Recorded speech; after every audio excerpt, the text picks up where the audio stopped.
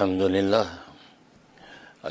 لله نحمده ونستعينه ونستغفره ونؤمن به ونتوكل عليه ونعوذ بالله من شرور أنفسنا ومن سيئات من يهده الله فلا مضل له ومن يضلله فلا هادي له ونشهد أن لا إله إلا الله وحده لا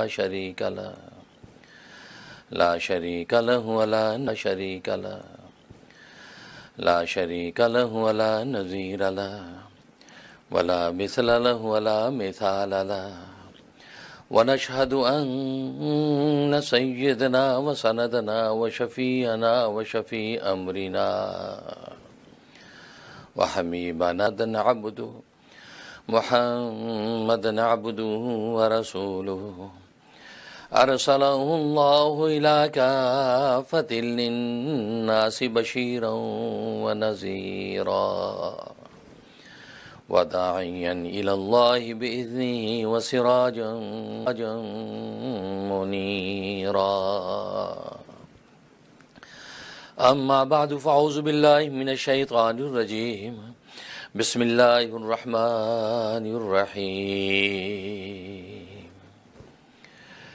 إنما المؤمنون إخوة فأصلحوا بين أخويكم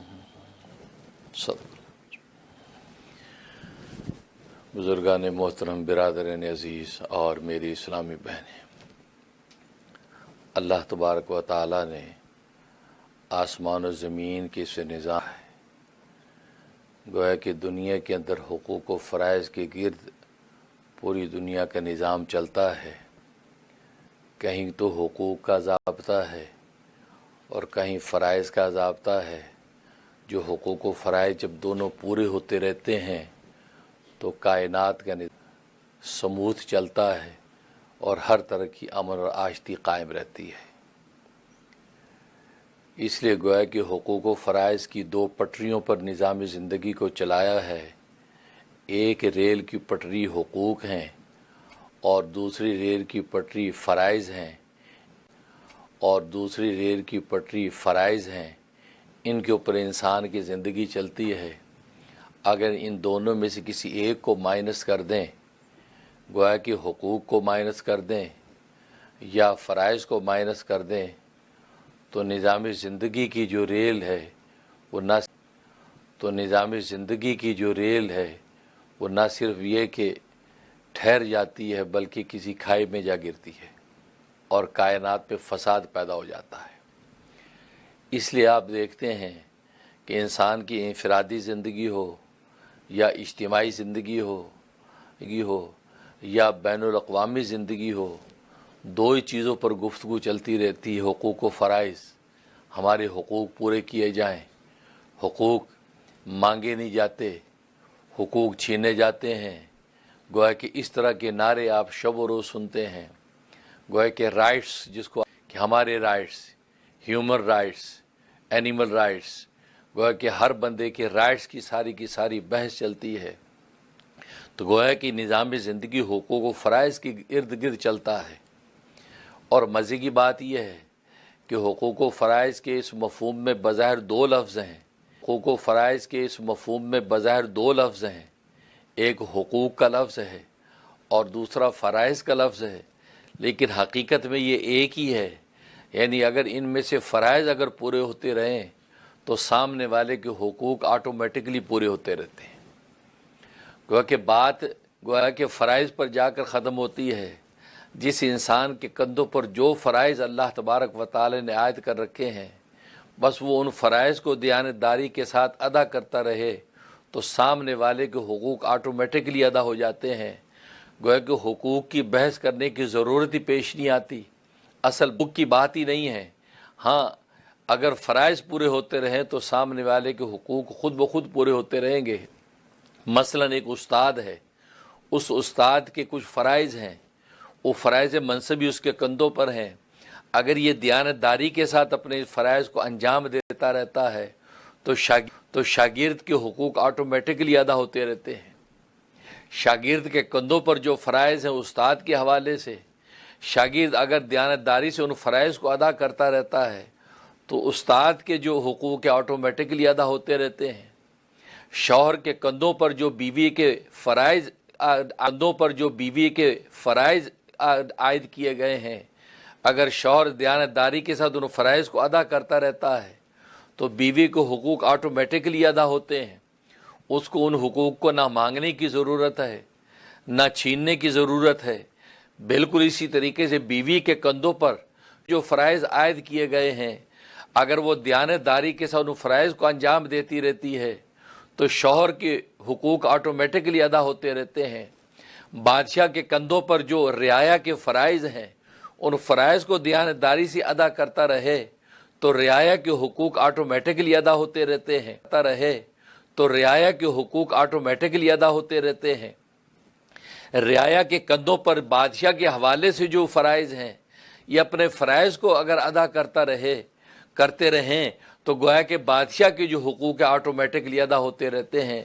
اسی طریقے سے دنیا کے ہر شعبے کو آپ اٹھا کے کرتا ہے تو سامنے والے کے حقوق آٹومیٹکلی ادا ہوتے ہیں۔ اس کو حقوق نہ تو مانگنے کی ضرورت پیش آتی ہے، نہ حقوق چھیننے کی ضرورت پیش آتی ہے، نہ حقوق کا نعرہ لگانے کی ضرورت پیش آتی ہے۔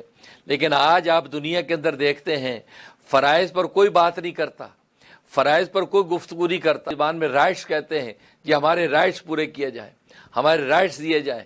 وہ رائٹس مانگنے والا وہ یہ نہیں سوچتا میرے کندھے پر سامنے والے کے فرائض کیا ہیں، ان فرائض کو میں ادا کر رہا ہوں یا نہیں۔ اگر وہ فرائض کو ادا کرتا ہے تو سامنے والے کے حقوق آٹومیٹکلی ادا ہوں گے۔ سامنے والا اپنے فرائض کو ادا کرے آٹومیٹکلی ادا ہوں گے۔ سامنے والا اپنے فرائض کو ادا کرے تو گویا کہ ان کے حقوق پورے ہوتے ہیں۔ تو فرائض پر کوئی گفتگو نہیں کرتا، کیونکہ فرائض کے اندر رسپانسبلٹی ہے، فرائض کے اندر ایک ذمہ داری ہے، آپ کو ادا کرنا ہے۔ اللہ اور اللہ کے رسول نے یا شریعت و فطرت میں جو فرائض آپ کے کندھوں پہ عائد، اللہ کے رسول نے یا شریعت و فطرت میں جو فرائض آپ کے کندھوں پہ عائد کیے ہیں، انہی کے بارے میں آپ کل روز قیامت کے اندر بھی مسئول ہوں گے، دنیا کی عدالتوں کے اندر بھی آپ مسئول ہوں گے، گویا کہ آپ آنسریبل ہیں ان فرائض کے بارے میں۔ تو فرائض پر گفتگو نہیں ہے، حقوق پر ساری بحث ہوتی ہے کہ میں کیا جائے۔ لیکن دین اسلام نے فرائض و حقوق ان دونوں کا ضابطہ مکمل طور پہ انسانیت کو عطا کیا ہے، اور گویا کہ اس میں بنیاد فرائض پر ختم ہوتی ہے۔ ہر شخص اپنے فرائض کو دیانتداری سے ادا کرے، اب سامنے والا اس کے حقوق اس کو پورے ہوتے چلے جائیں گے۔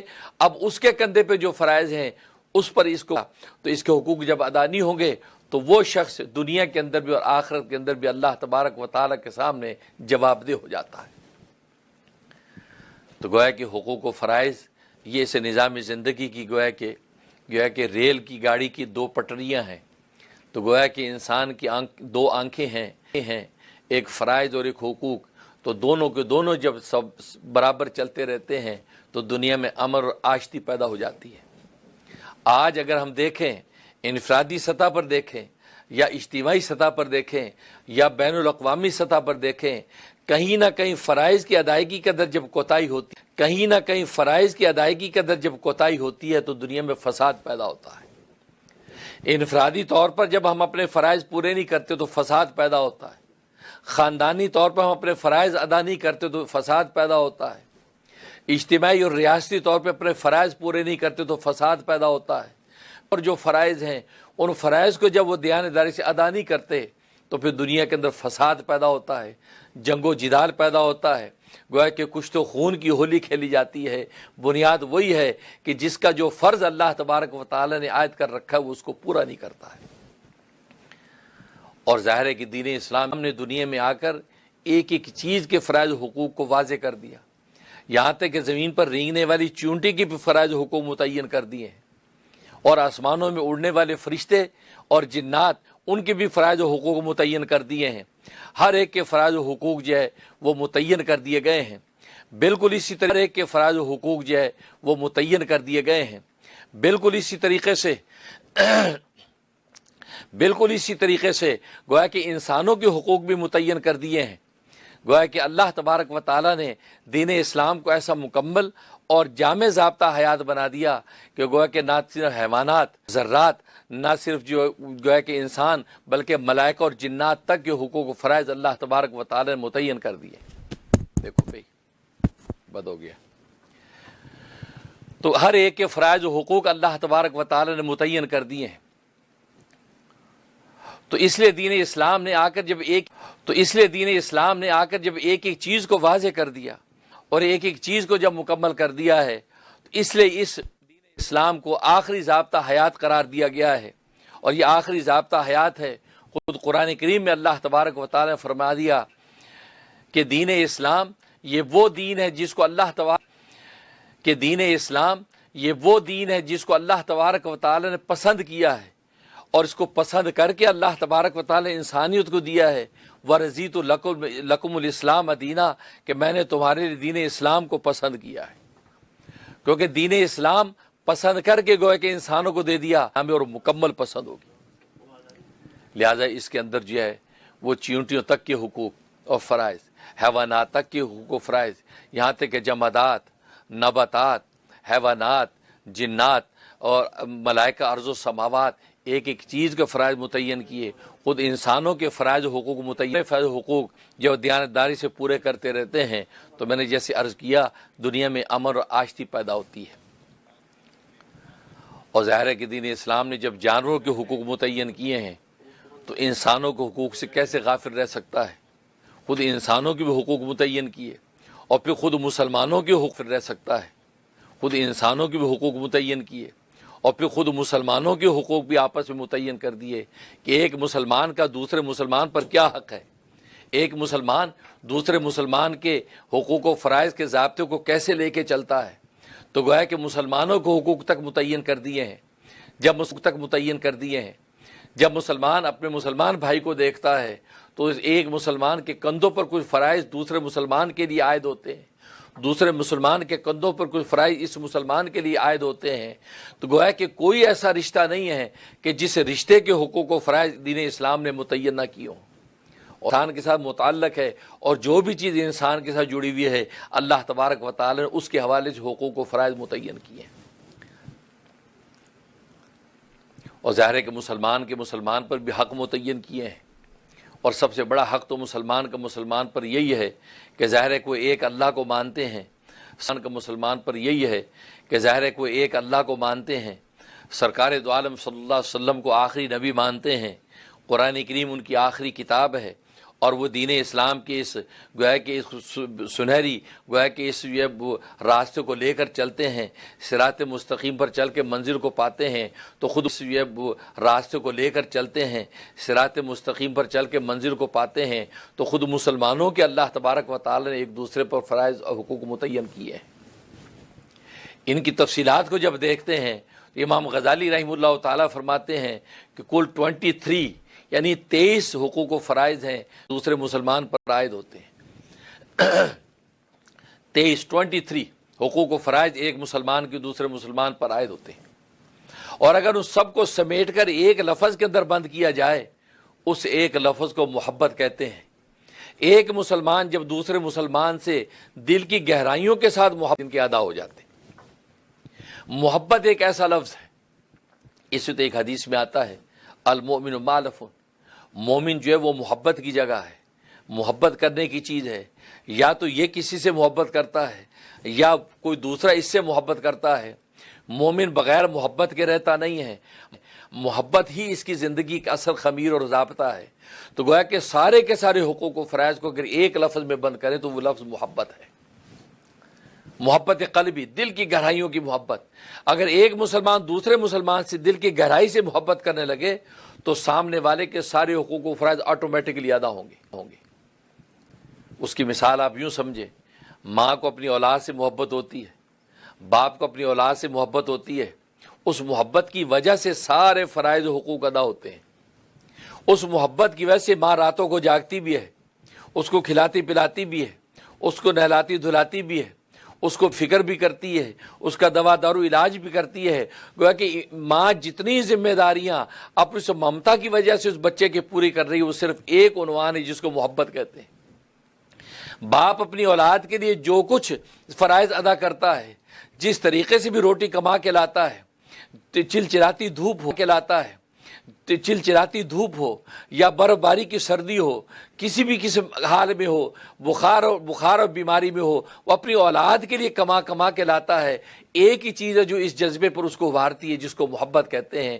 تو گویا کہ ماں باپ محض محبت کی وجہ سے کو اپنی اولاد سے سچی محبت کرتے ہیں، ان کے لیے پہننا اوڑھنا بھی ہے، ان کے لیے رہنا سہنا بھی ہے، ان کی عزت و عافیت بھی ہے۔ گویا کہ سامان عزت کے جو بھی اسباب ہو سکتے ہیں وہ ماں باپ سب کے سب کرتے ہیں، بنیاد صرف ایک ہی چیز ہے جس کو محبت کہتے ہیں۔ بالکل اسی طریقے سے جب ایک مسلمان دوسرے مسلمان سے دل کی گہرائیوں کے ساتھ محبت کرنے لگے، اور سنگ نہ ہو، محبت کسی الفاظ نہ ہو بلکہ الفاظ اپنی حقیقت کے ساتھ ہوں، محبت کسی عبارت نہ ہو بلکہ اپنی حقیقت کے ساتھ دل کی گہرائی سے کسی مسلمان سے جب محبت کرتا ہے تو اللہ تبارک و تعالی آٹومیٹکلی یہ توفیق عطا فرما دیتے ہیں کہ مسلمان کے حقوق و فرائض کو ادا کرتا چلا جاتا ہے، کہ مسلمان کے حقوق و فرائض کو ادا کرتا چلا جاتا ہے۔ اور آج ہم دیکھتے ہیں اسی چیز کا فقدان ہے۔ ایک مسلمان دوسرے مسلمان سے محبت نہیں کر پاتا، ایک مسلمان کو دوسرے مسلمان سے محبت نہیں ہوتی۔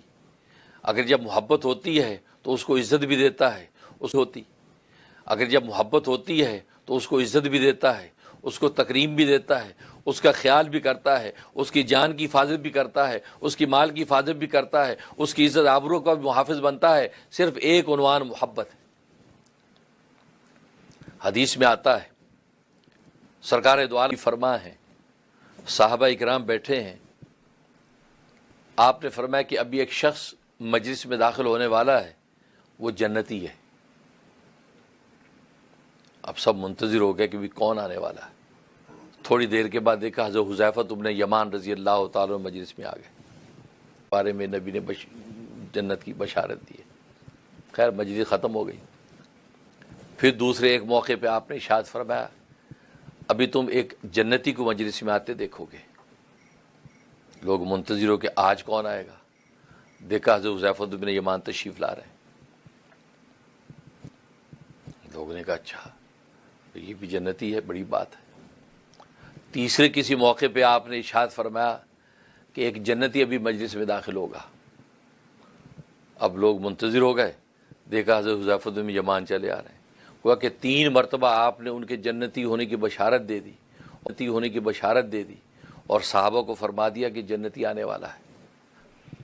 اب ان میں ایک نوجوان صحابی بیٹھے تھے، انہوں نے سوچا کہ 3 مرتبہ سرکار دو عالم صلی اللہ علیہ وسلم نے ان کے بارے میں جنت کا سرٹیفکیٹ جاری فرما دیا اور دنیا میں جنت کی بشارت دے دی کہ جنتی آ رہا ہے، تو پتہ تو کروں کہ اس کے سے اعمال و اشغال اور افعال ہیں کہ جس کی وجہ سے دنیا میں سرکار دو عالم صلی اللہ علیہ وسلم اس کے لیے جنت کی بشارت دے رہے ہیں۔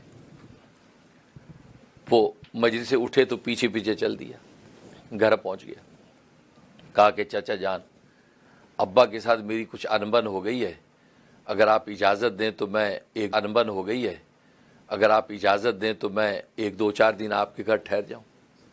ہاں بالکل کوئی بات نہیں، بالکل میرے گھر ٹھہر جاؤ۔ اب ان کا مقصد تو یہ تھا کہ میں ساتھ رہوں تو دیکھوں کہ یہ کون سا ایسا عمل کرتے ہیں کہ نبی کریم صلی اللہ علیہ وسلم نے دنیا میں جنت کی بشارت دے دی، حالانکہ اور لوگ بھی موجود ہیں۔ اعمال جو مسجد میں آ کے کرتے ہو تو ہم سب بھی کرتے ہیں، 5 وقت کی نماز پڑھ لی، ذکر و اذکار کر دیا، رسول اللہ صلی اللہ علیہ وسلم کی صحبت میں بیٹھ پہ رفاقت میں بیٹھ کے آپ کا واعظ سن لیا، لیکن آخر کون سا رات کی تنہائیوں میں کون سا ایسا عمل ہے جو کرتے ہیں، وہ مجھے دیکھنا ہے۔ اور ظاہر ہے کہ آپ مجمعین کی تو صرف ایک ہی تڑپ ہوتی تھی کہ جنت میں داخل ہونے کا کون سا کوئی عمل مجھے مل جائے کہ میں وہ پڑھ لوں، جنت میں جانے کا راستہ کیسے آسان ہو جائے وہ مجھے مل جائے، آخرت کے اندر کامیابی کیسے مل جائے وہ مجھے مل جائے، وہ اسی چیز کی فکر میں رہتے تھے۔ اور آج جس طریقے سے ہم آپ پیسہ اور پائی اور دولت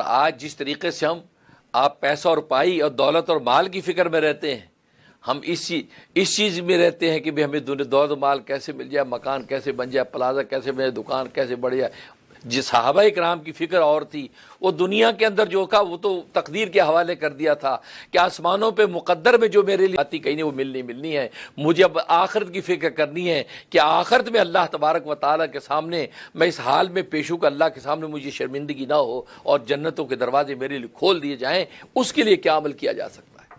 صحابہ کو بس یہ فکر ہوتی۔ اب وہ بھی یہ عمل ڈھونڈنے کے لیے چل پڑے. اب رات میں وہاں رہے، دیکھا کہ عشاء کی نماز انہوں نے پڑھی، عشاء کے بعد سو گئے، یہ بھی لیٹ گئے. تہجد کا وقت ہوا، وہ حذیفہ بن یمان اٹھے، وضو فرمایا، تہجد پڑھا، یہ انہوں نے بھی اٹھ کے تہجد ان کے ساتھ پڑھی. اس کے بعد دن چڑھ گیا، فجر پڑھی، فجر پڑھ کے اپنا ناشتہ واشتہ کیا اور اپنا سامان اٹھایا، کام پہ چلے گئے. یہ بھی ساتھ چلے گئے، سارا دن کام کیا، پھر وقت پہ نمازیں پڑھی، شام کو پھر واپس آئے، پھر ہوئی، پھر رات کو سوئے، پھر تہجد پڑھا، پھر اس کے بعد فجر کا وقت ہوا، فجر پڑھی، کام پہ چلے گئے. 3 دن اسی طرح گزر گئے. یہ عمل تو سارے صحابہ کرتے ہیں، تہجد سارے صحابہ پڑھتے تھے، 5 وقت کی نمازیں سب پڑھ رہے ہیں، تلاوت سب کر رہے ہیں.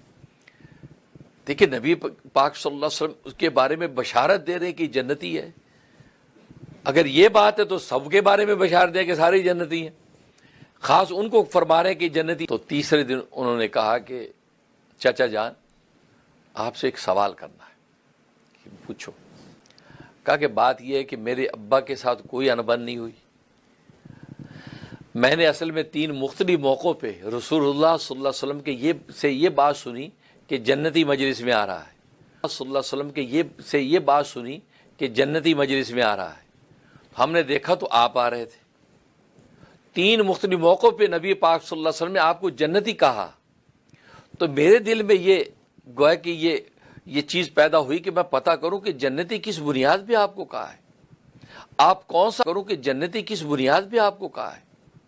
آپ کون سا خاص عمل کرتے ہیں رات کی تنہائیوں میں کہ جو ہم نہیں کرتے ہیں اور آپ کو بشارت ملی ہے. اس لیے میں وہ عمل فائنڈ آؤٹ کرنے کے لیے 3 دن آپ کے ساتھ رہا ہوں.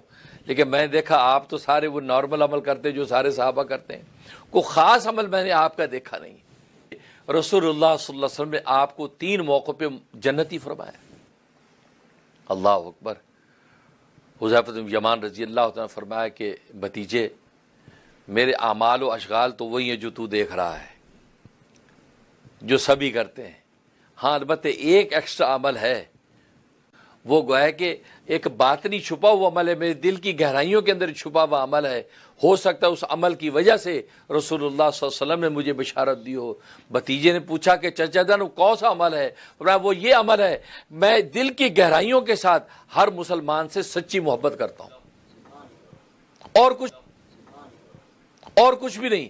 کبھی بھی دل کی گہرائیوں میں کوئی فتور نہیں آیا. میں ہر مسلمان سے جو اللہ کو مانتا ہے، رسول اللہ کو مانتا ہے، آخرت پر ایمان رکھتا ہے، مسلمان ہے، اس سے میں محبت دل کی گہرائی سے کرتا ہوں. اس کے علاوہ میرا کوئی عمل نہیں ہے. پتہ چلا کہ اسی وجہ سے یہ جو جذبہ وجہ سے رسول اللہ صلی اللہ علیہ وسلم ان کو 3 موقع پہ جنتی فرما رہا ہے. تو معلوم ہوا کہ دل کی گہرائیوں سے مسلمان بھائی سے محبت کرنا یہ آسان کام نہیں ہے. جو وقت کے صحابہ اکرام کا بھی دماغ اس طرف نہیں کیا، ان کا ذہن ادھر نہیں کیا کہ دل کے گہرائیوں سے ہر ایک سے محبت کا جذبہ سب میں یہ جذبہ تھا. لیکن کسی کے جذبے کی نوعیت ایسی ہوتی ہے کہ رسول اللہ صلی اللہ علیہ وسلم کی نظر نبوت سے پڑ جاتی ہے، فائنڈ آؤٹ ہو جاتا، پتہ چل جاتا یار اس کے دل کی کیفیت کا عالم یہ ہے، لہذا یہ سے جنتی ہے. تو گویا کہ محبت قلبی مسلمان کا مسلمان سے محبت کرنا یہ اتنا بڑا حق ہے کہ اگر آپ سچے دل سے مسلمان سے محبت کرنے لگ جائیں، ہر مسلمان بھلے گناہگار ہے بھلے وہ نیک ہے، بس آپ دل کی گہرائی سے محبت کرتے اس وجہ سے کہ وہ مسلمان ہے، تو انشاءاللہ دنیا کے اندر جنت کا سرٹیفکیٹ جاری ہو جاتا. ہمیں یہ انالائز کرنے کی ضرورت نہیں کہ گناہگار ہے، اس لیے کہ گناہگار کے تو گناہ سے آپ کو نفرت ہے. آپ کو اس مسلمان کی ذات سے تو نفرت نہیں ہونی چاہیے، وہ اس کی معصیت سے آپ کو نفرت ہونی چاہیے. اس لیے علماء فرماتے ہیں کہ گناہگار مسلمان کی مثال ہے تصورک ہے. وہ کسی گندگی میں پڑا ہے تو اب اس کے اوپر گندگی ہٹانے کی ضرورت ہے. مقدس ورق کا جو تقدس ہے وہ تو اس قابل ہے کہ اس کو ماتھے پہ رکھا جائے. تو گویا کہ بالکل اسی طریقے سے گناہگار جو مسلمان اس کی مثال ایک ایسے گویا نفرت نہیں، ہیرا تو قیمتی ہے، اس کے اوپر جو غلاظت ہے اس کو صاف کرنے کی ضرورت ہے. بالکل اسی طریقے سے اگر کوئی مسلمان گناہگار بھی نظر آتا ہے، اس سے نفرت اس وجہ سے کرو کہ یہ مسلمان ہے، اس لیے نہیں، اس کی ذات سے نفرت، وہ مسلمان ہے، اللہ کو مانتا ہے، غلطی کو گناہ ہو گیا، اس کی مثال ایسی یہ ہیرا گندگی کا ہے، غلطی کو گناہ ہو گیا، اس کی مثال ایسی یہ ہیرا گندگی کے اندر گر گیا، اب اس کو اٹھا کر صاف شفاف کر دو تو ہیرا وہی ہے جس کی قیمت لگے گی۔ بالکل اسی طریقے سے مسلمان گناہگار بھلے ہو، لیکن آپ دل کی گہرائی سے اس لیے محبت کریں کہ یہ میرے محبوب کو مانتا ہے، میں جس محبوب حقیقی سے محبت کرتا ہوں یہ بھی اسی علم کو آخری نبی مانتا ہوں، یہ بھی اس کو آخری نبی مانتا ہے، میں جس قرآن کریم کو اللہ کی کتاب مانتا ہوں یہ بھی اس کو مانتا ہے، میں جس آخرت پہ یقین رکھتا ہوں یہ بھی اس پہ یقین رکھتا ہے، اس کی عقائد و ایمانیات وہی ہیں جو میرے ہیں، باقی اعمال و اشغال پر مجھے بحث نہیں ہے، اس لیے یہ مسلمان ہے، لہذا اس وجہ سے میں اس سے محبت کرتا ہوں، اس وجہ سے میں اس سے محبت کرتا ہوں۔ یہ گہرائی اگر آپ کے قلب میں پیدا ہوتی ہے تو اللہ تبارک و تعالی دنیا کے اندر آپ کے لیے جنت کا فیصلہ کر دیتے ہیں۔ اور اس کے لیے علماء فرماتے ہیں مراقبہ کیا کرو، 5-10 منٹ بیٹھ کے آنکھیں بند کر کے گھر میں تنہائی میں بیٹھ جاؤ اور اپنے قلب کے اندر پوری آنکھیں بند کر کے گھر میں تنہائی میں بیٹھ جاؤ اور اپنے قلب کے اندر پوری امت مسلمہ کے ایک ایک فرد کے بارے میں سوچا کرو، مجھے ہر ایک سے محبت ہے کیونکہ وہ اللہ کو مانتا ہے، میرے نبی کا عاشق ہے، میرے جو وہ دین اسلام کا دیوانہ ہے، بس رضیت باللہ ربا وبالاسلام دینا وباللہ سلم نبیہ کی نعرے لگاتا ہے، اس وجہ سے مجھے محبت ہے۔ جب ایک ایک کے بارے میں جب یہ تصور قائم ہو گیا تو آپ سمجھو کہ آپ کا قلب وہ صافی قلب ہے، اس قلب کے اللہ تبارک و تعالیٰ کے یہاں وہ قیمت ہے کہ جو ساری کائنات بھی اس کی قیمت نہیں بن سکتی۔ جیسے امام رومی فرماتے ہیں کہ مومن کا قلب، فرمایا کہ حدیث میں آتا ہے، حدیث قدسی ہے، خود اللہ تبارک و تعالی ارشاد فرماتے ہیں لا یسعنی ارضی ولا فی السماء، میں آسمان و زمین کی وسعتوں میں نہیں سما سکتا ہوں، میری ذات اتنی بڑی ہے، میری کبریائی اتنی بڑی ہے کہ آسمان و زمین کی وسعتیں ناکافی ہیں، ولاکن یسعنی فی قلب عبد المؤمن التقی، میں جب سمانے لگتا ہوں ایک مومن متقی کے دل میں سما جاتا ہوں۔ تو پھر مومن کا قلب ایسا ہو جاتا ہے، اس میں اللہ تبارک و تعالیٰ سما جاتے ہیں، کیونکہ جب اللہ کے لیے آپ ہر ایک سے محبت کر رہے ہیں تو پھر اس کے قلب میں جب اللہ سما جاتا ہے تو یہ قلب پھر ایسا قلب ہے کہ ساری کائنات اس کی قیمت نہیں بن سکتی۔ دوسرے مسلمان سے محبت کا جذبہ پیدا کر، اس سے تو حدیث میں آتا ہے، فرمایا کہ مسلمان سے محبت کرنے میں اور اس پر جو ہے مہربانی کرنے میں اور اس کی جو ہے اس کے ساتھ شفقت کرنے میں ایسے جیسے ایک جسم ہے، شفقت کرنے میں ایسے جیسے ایک جسم ہے، جسم میں اگر کسی بھی جگہ تکلیف ہوتی ہے تو پورا کا پورا جسم اس تکلیف میں شامل ہو جاتا ہے، اگر آنکھ میں تکلیف ہے تو پورا بدن بے خوابی میں اس کے ساتھ ہے، اگر پاؤں کے انگوٹھے میں تکلیف ہے تو پورا بدن سر سے لے کے پاؤں تک اس تکلیف میں شریک رہتا ہے، تو گویا کہ پورا جسم اس تکلیف میں ساری راہ اس کے ساتھ شامل رہتا ہے۔ بالکل اسی طریقے سے یہ مسلمان ایسے ہیں کہ آپس میں ایک دوسرے سے محبت کرنے میں، ایک دوسرے پر شفقت کرنے میں، ایک دوسرے کا خیال کرنے میں فرمایا ایسے ہوں گے کہ جیسے کہ ایک جسم ہے جو ایک دوسرے کی تکلیف کے اندر شریک رہتے، اور اب ہم اس پر شریک رہتے، اور اب ہم اس پر غور کریں اس حدیث کے مطابق کیا ہم کسی دوسرے مسلمان سے اس درجے میں محبت کرتے ہیں؟ کیا اس درجے میں ہمیں کسی مسلمان پر رحم آتا ہے؟ کیا ہم اس درجے میں کسی مسلمان کے دکھ پر دکھی ہوتے ہیں، یا ایک خبر دیکھی پڑھی اور چلے؟ کس طریقے سے علماء ہو، عوام ہو، امت ہو، کس طریقے سے جو تحقیق ہوتی ہے دنیا میں واقعات، کیا اس خبر کو پڑھ کے ہمیں دل کی گہرائیوں سے ہمیں دکھ اور تکلیف اٹھتی ہے؟ ارے مسلمان مارے گئے، ارے مسلمانوں کو تکلیف ہوئی، ارے قرآن کریم کو جلانے کی پلاننگ ہو رہی، ارے قرآن کریم کی توہین ہو رہی، ارے قرآن کریم کی توہین ہو رہی، تو دل کی گہرائیوں سے اندر سے ٹیس اگر اٹھتی، تکلیف اٹھتی ہے تو پھر ہم سمجھے کہ واقعی ہمارا ایمان کامل ہے، ہمارا ایمان کامل ہے، کیونکہ واقعی ہمارے دل کے اندر دلی تکلیف ہوئی۔ ایک تو یہ کہ سر سے خبر پڑی کہ یار یہ ہوا، بڑا افسوس ہوا یار، پھر اپنے کام میں لگ گئے۔